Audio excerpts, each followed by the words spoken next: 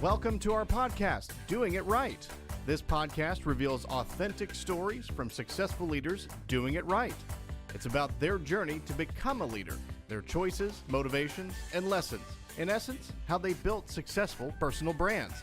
Your host is Valerie Sokolosky, author of 8 leadership books and nationally known as an authority on executive presence and personal branding. Let's get started. Here's Valerie. Well, welcome back. Here we are again. You know, I've always felt that coaching, executive coaching that I do, is really about the head, the hands, and the heart. In other words, we have to have the head knowledge to be a coach. We certainly have to have the tools and the resources, but we also really have to come from a place in the heart.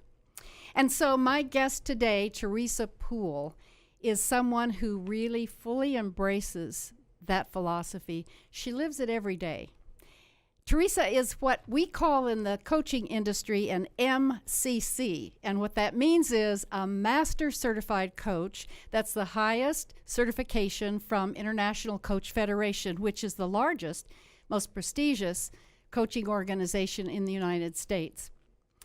Now, Teresa not only owns her own business called Transitions for Business, she's not only a coach, she's also a leadership training person, and she's even an instructor for other coaches, and she mentors, and she's an assessor at UTD, University of Texas at Dallas.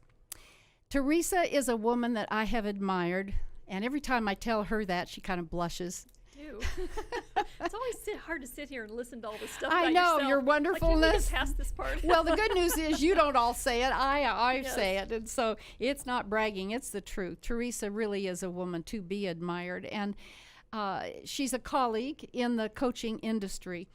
But she lives her brand, and to me, I'll be curious to see if she agrees. But to me, one of the main attributes of Teresa is that she is a giver. A real giver from the heart. In fact, she told me that she sees her role as giving back and planting seeds. There's another thing, Teresa, that I want to share with the audience before I turn this to you for a moment, and that is I loved what you told me about your mission statement, maybe, whatever you want to call it. But here's what it is. Listen to this. I think this is just unbelievably wonderful. To make a positive and profound difference in 10,000 people's lives before the end of your life. So now let me really welcome you. Thanks so much for being on the show today. Thank you for having me. It's exciting to be here.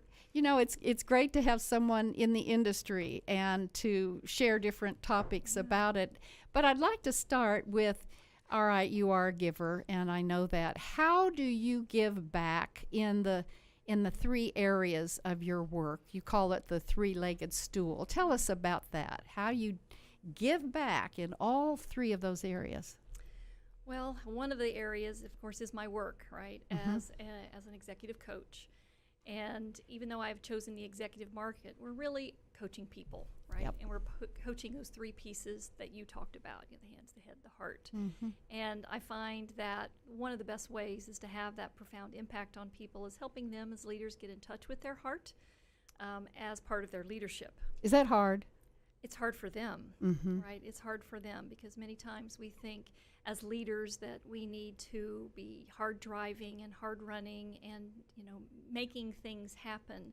And because in the midst of all that busyness, yes, we tend to lose that attachment or connection that we have to our heart and our purpose and why we're really here, because we don't stop long enough to really listen to that quiet inner voice that can take our leadership into bigger heights. And can I ask you about that one thing, and then I want you certainly to continue about the other 2 legs of the stool. But stay with me a moment on a leader and the difficulty it is often with getting in touch with their heart. What would you have done with a leader who said to me once, well, I am a very personal, very private person, and I don't want people to get to know me personally? Wow. Wow. Well, you know, that's what I was thinking. We are all at choice of who we want to be in the workplace. Mm-hmm. I often find that leaders like that, when they achieve a lot of success, find that their authentic self sometimes gets hidden or lost. There's a reason why they don't want to share that. There's a risk that they're potentially, a protection that they're trying to create, and helping them get in touch with what that is and finding out what the root of that is and whether or not there's a real positive intention there for them. Okay, good. I hope I did that for him. All right. Oh, a real story. That's a real story. So then what about the other parts of, you've got transitions Right. in business. That's the name of your company. Right. What are the other two legs? Well, I also do a lot of really interesting work at UTD, right? And so after I had been coaching for a large number of years, I started working as an instructor and an assessor and a mentor, helping people develop into coaches so that they could go out and have that profound impact. So by having the impact on one student, you can then roll that out to have an impact on many others. And that has just been a fascinating journey to be part of that and to be part of the program. And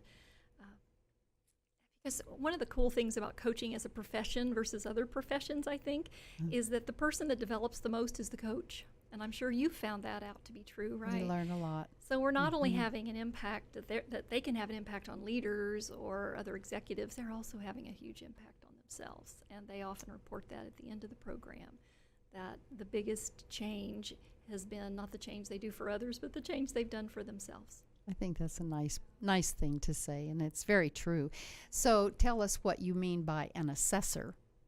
So an assessor is someone that listens at the very end of the program. Part of the final graduation requirement is to provide an oral exam that can be reviewed to see if you are actually coaching at a specific level. That is how the ICF determines efficacy for coaching, by providing these 3 different levels for coaches to achieve. And for coaches to graduate from our program, they have to demonstrate that it wasn't just an academic exercise of getting through 11 months of training, but they actually internalize that and were able to take that and utilize it in their coaching so that we get to hear it and experience it as assessors to make sure that they're ready to go.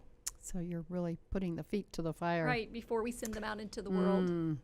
You know, Teresa, when I went through the certification process myself, I said to my husband, this is like, getting a PhD.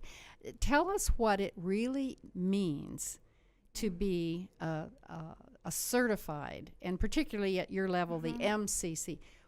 What does that really mean to the marketplace? To the marketplace. So that if you are buying a coach, at anywhere in the world, right? And so, ICF is the governing body for coaching worldwide, and a certifying body. And so if you are hiring a coach at a certain level, whether you are in Japan or China or Malaysia or the United States, that that coach is coaching in a specific way. I mean, not a specific model necessarily, but specific level of competency. There you go. Depending on what level that they're at, and that companies can depend on that. Right. So it's a safe zone for someone in a company to ask, and if you are a certified, ICF certified coach, they know they don't have to worry. They're not going to get egg on their face if they hire the wrong person. So what is the third stool, or the third leg in your stool? Well, that is newer in like the last 5 years. When I achieved my master certified coach level, I was kind of like, well, what's next for me? What can I do now that will continue to create that place of stretch, right? Because I think it's important for all of us to always, kind of have a passion right in front of us, have a stretch right in front of us. And so I was, at a lunch with some coach friends of mine going, well, I wonder what that's going to be. And one of my good friends, she said, well, what about this coaching with horses thing? That's new and unique, and it'd be a stretch. And I was just like, well, that's the most ridiculous thing I've ever heard. I have no background with horses. I just like, why in the world would I ever do something like that? Well, 5 years later, I work on a regular basis with adults that are in addiction recovery, using horses as the coach, and I just facilitate the process. Now, wait a minute. I have to ask. So were you a horsewoman? I mean, no. Oh? My only experience with horses, I was about 14 years old, and I was at a park, and a horse kind of decided it wanted to go back to the barn, and I just hung on. And so that was my one experience of riding before then. And so, so at 55, I decided that, wow, this horse thing could be interesting. And so I've been on that journey of both learning about horses. I rode horses. I owned a couple of horses, and so that I could really understand them. And that's when I started really realizing there is a lot more to a horse than what you can experience on their back, where you're the boss, is when you get on the level with them and you use the power that they have, the things that the sensitivity they've developed as prey animals for millennia, and how that can be utilized in the coaching process. Okay, so I'm trying to visualize this because I haven't seen it. I've heard about it also. No, I have no desire to go do it. But what does it look like? Give us a story of you walk in and there's a person, and who is the person? Someone in chronic pain, you said? Well, we have a couple different audiences we work with now. Okay. We work with leaders. We also that's very interesting because horses have a lot to teach about leadership. Really? We work with adults in addiction rehabilitation. So while they're in a 30-day live-in program, the organization that they're doing the live-in program with will send them out to us in small groups, and the horses will teach them about boundaries. Personal boundaries is often a challenge for those in addiction. Can you show us, visualize what that one piece? How do you do that? How do you do that? I just stand there. The horse does all the work. So you're not on the horse? Oh no, not at all. They are in a small arena, almost the size of this room here, a little bit large, maybe twice as large as this room. Okay. And they're with the horse, and they're one on person, one horse. One person, one horse. Okay. And the horse, because they have years of being prey animals, are incredibly sensitive. We always say they will know if the mountain lion is hungry or thirsty as it comes down to the water hole. And if it's thirsty, the lion can walk among them. But if it's hungry, they all run. Interesting. And so the horse will know if the person has a challenge with boundaries or connection. Those two things are interrelated, different parts of a scale. And so if a person has boundary challenges, the horse will go up and kind of push their boundaries a little bit. And if the person tries to set boundaries but they don't mean it in their heart, if they don't mean it in their gut, the horse will go and literally in its own way, yes. The horses in their own way. And if a person has a challenge with connection, then the horse will show them, well, you don't want me to be connected, so I'll just turn around and go the other way. So that is just one example of the way that the horses do that. And we also work with horses, with adults in chronic pain. And that has been new and fascinating work because the horses will sense where their pain is. Really? And if a person places their hand on the horse where they feel pain, the horse will literally react and release and respond to that. They will sometimes shake or yawn or lick and chew or go over and roll. And then this is the fascinating part to Teresa, is that the person will feel less pain. Not just there in that moment, but they'll come back 2 weeks later, a month later, and report that they feel differently. So we're exploring that as a new, it's like a new frontier for us in the work that horses can do. Many people have heard about the work with horses and veterans. You're seeing that in the news and in the paper, and that's just one area. Horses, children that have physical handicaps, and they will put those children on the horses and walk them very slowly, and how that really can help those children heal as well. And so, but this whole area of chronic pain and working with addiction and things like that, there are just so many possibilities. So it takes my work that I do as an executive coach, which is kind of head-based and all of that, and gives it this very interesting and fascinating outlet, because I have to say these horses are much better coaches than I will ever think to be, and can get the work done a lot faster than it would take me. Are they ICF credited? Wait, maybe that is a new place for us to go. Not yet. But are they trained in some way? Not really. Just any old horse? Well, we want horses, obviously, that are safe with people, right? The horses that are used to being worked with by a variety of people. No horse is truly bomb-proof, but we do our best to make sure that horses are at least somewhere in that vicinity of being safe to work with. But beyond that, the training they have, again, is that millennia of evolution, of being a prey animal and having to be incredibly sensitive. And we as human beings have many of these same senses, But because we are so busy, Oh. we stop listening to our inner story, to our inner heart, to our inner wisdom that horses, because they don't have much of a prefrontal cortex. And because of that, they don't have all the stories running around in their head, all the judgments that we do. They don't hang on to. And so they'll get into a little scuffle and a fight with each other, and they'll go back to grazing next to each other 2 minutes later. And we won't do that, right? We'll hang on to that for months or years. We have different brain. Right. So horses have a lot to teach us in that respect as well. And so that's why I was fascinated by what they can bring to the table. I bet. So it's a lot of fun. Is there maybe out of 5 years, Teresa, is there one crucible moment that just really was over the top joyful from that work? Wow, only one. Well, share as many as we have time for. It's narrowing it down. Okay, so we've had a gentleman when we have one of our programs for the adults in addiction rehab is called Empathy and Compassion. Empathy and compassion. And this is where they have a series of programs they come and do with us. But empathy and compassion is the one where they're giving back to the horses by doing a version of soft touch massage, right? Where you're just sending compassion and gratitude to the horse and thanking them for the lessons they've been teaching you in these other programs, right? And we had a gentleman that had to step away in tears because he said, I felt for the first time this cycle of love, that when I give love, I receive love. So that was huge. We've had, especially women in addiction often come from very difficult backgrounds. And personal power and boundaries is often missing for them. And this is true of men too, but we see it a lot with our women.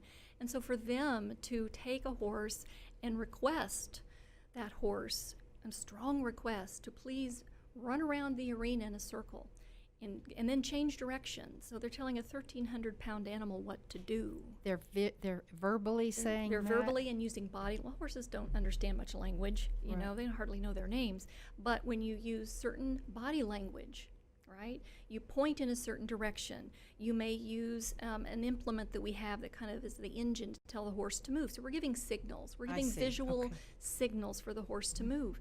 But if you don't mean it, the horses won't do it.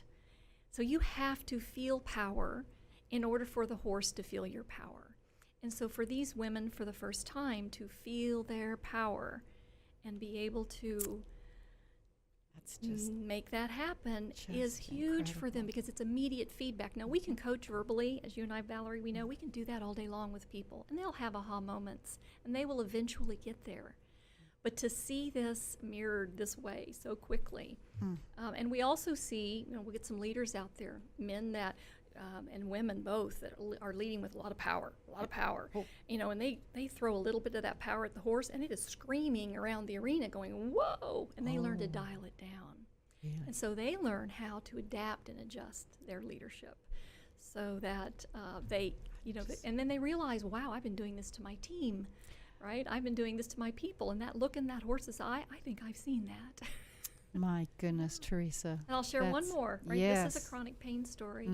A young woman that we have them get in touch in their body with their pain before they go into the arena with the horse, just so that because pain can become so incredibly generalized that this helps them kind of identify maybe a single source or a single point that they can focus on and release when they go in with the horse.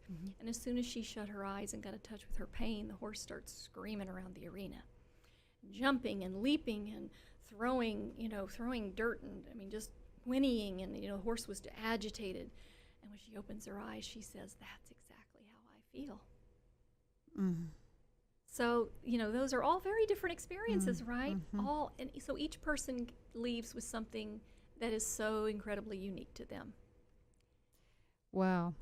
I'm going to come out and see it if I can do that. That's amazing. So in your background, have you ever had something that was really challenging that you've had to overcome? Oh my, only one? Here we go again. We need an hour show today.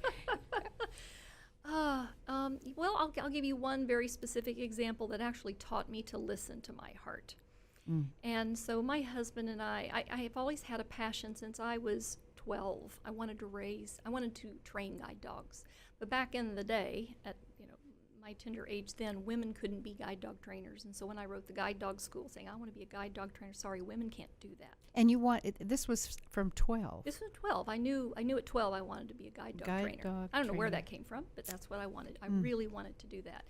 But because the industry did not allow that in those days, back in the day, so it never happened. But then when I became an adult and I was working at EDS at the time, and I saw an article of someone else there, raising a guide dog puppy, and I'm going to do that. And so my husband and I started raising guide dog puppies.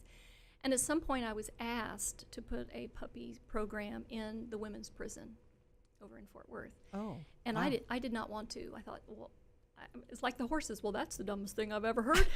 It felt exactly the same way. And I don't have no idea how to do something like that. It sounds incredibly hard. Why would I want to go to prison? Why would I want to drive to Fort Worth to do this?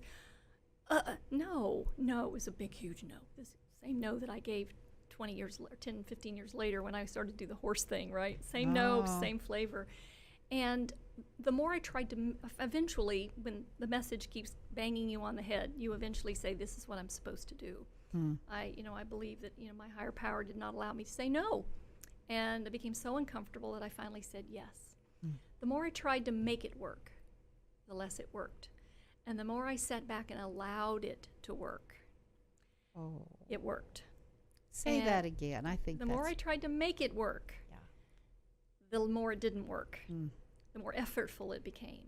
And the more I sat back. Now, I didn't mean sat back and do nothing, but that you go, okay, what is supposed to happen? And just stop and listen to what is supposed to happen.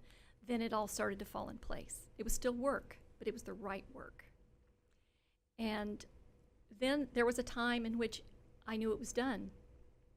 And the guide dog. I knew it was done, and I didn't want it to be done. And then it became hard. I'm going, what is this, right? It became hard. So I finally said, okay, I'm supposed to let it go. This same thing occurred with the horses. Remember, I told you my initial reaction, right? Yes. It was the exact same no from the exact same place. And I thought, uh-oh, I've been there before. So it didn't take me as long. It didn't take me a year to finally say yes. I said, okay, I'm supposed to do this. So I think the hardest thing is sometimes it's not so much something that's physically hard or mentally hard. It is the overcoming yourself. Right? I think that's always the hardest thing for us, is overcoming ourselves and how we get in the way of that which we are meant to do, supposed to do. And we get so incredibly busy, like those leaders I talked about. We get so busy and sometimes we do that on purpose, right? That busyness blocks. On purpose? We get busy on purpose because it blocks those uncomfortable messages. Oh, that's sabotage ourselves. Yeah. Or protecting ourselves. Right? We're protecting ourselves from stepping into something that may cause us to really change our life. Because, for example, doing the horse stuff has really changed my life, right? In ways that I didn't want, in ways I didn't expect. But you have to sometimes just step back and allow things to happen. And then these amazing things start showing up. When you finally get over yourself, then what shows up is, where you're really supposed to be. Where you're really supposed to be. That's well, first of all, it's something that's hard for me to understand because I'm trying to picture going out and working with horses, but I'm sure open to that.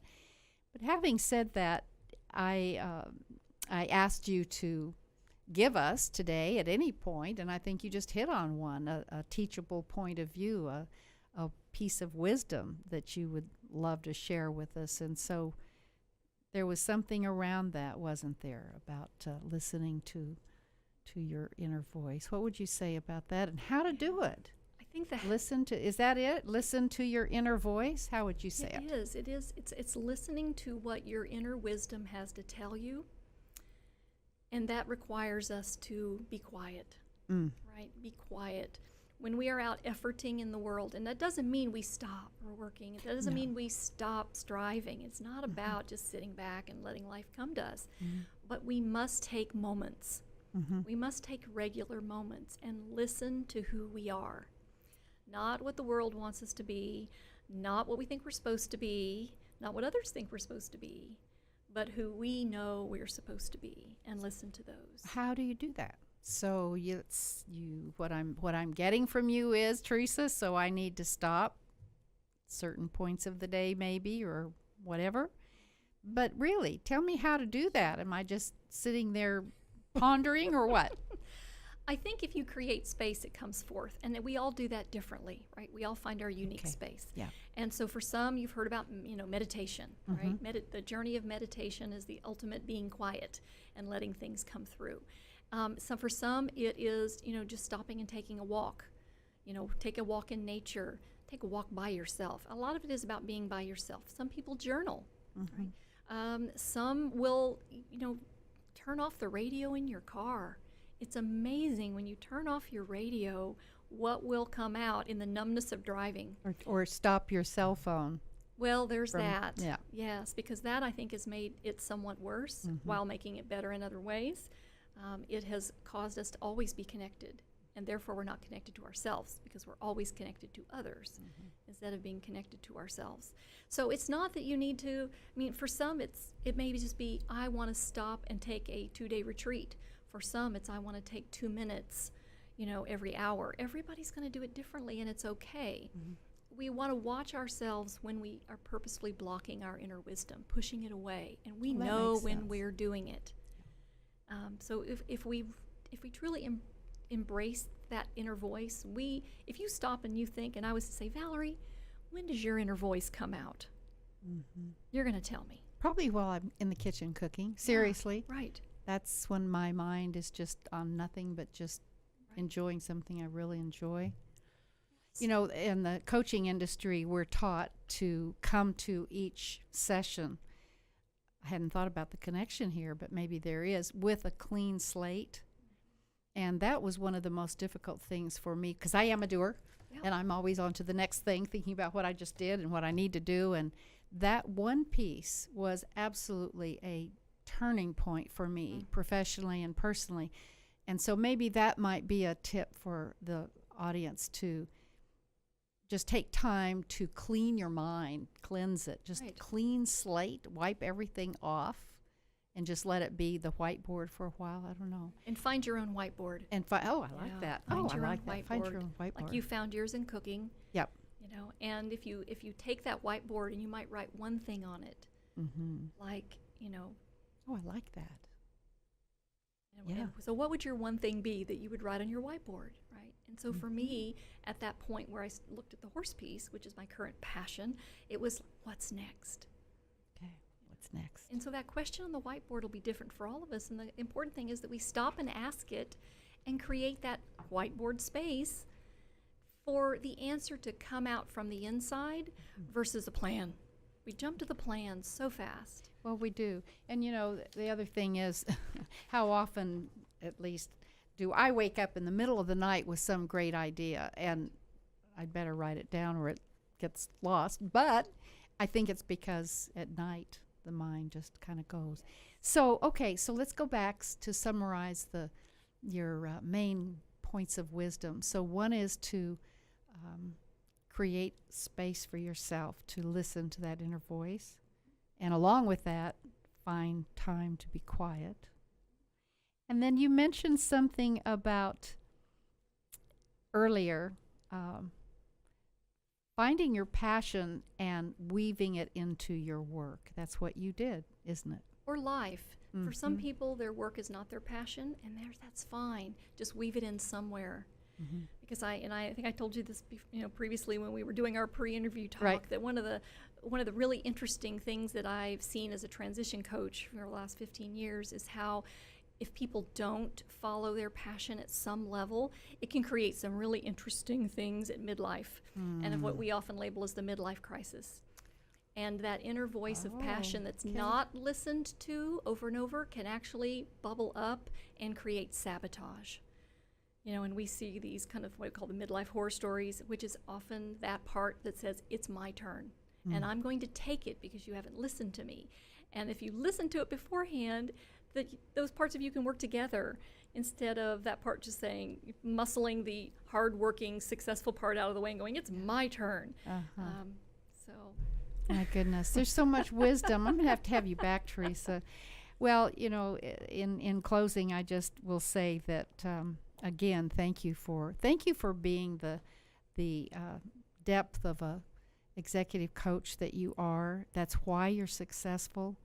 And I will just ask you to please tell listeners, if they want to know more about any of the things that you've mentioned, how can they get in touch with you? Certainly. So you can reach me at Transitions. That's Transitions plural, transitionsforbusiness.com. Okay. And you can find out more about our horse work at Solace Equine Center. Solace, Solace, Solace. Well, that makes sense. Yeah. Teresa, thank you so much for being with us today. This was just Welcome. awesome. I've learned. Thanks for I always having me. learn so much. I hope the listeners learn as much as I do every time. And thank you for listening. Be sure now that if you have any questions about today, and if you want to receive my monthly, and it's a quick newsletter, quick reading, Valerie's Voice newsletter, you can email me at valerieandcompany.com. In the meantime, build your presence authentically. Right, Teresa? Oh, awesome. Yes.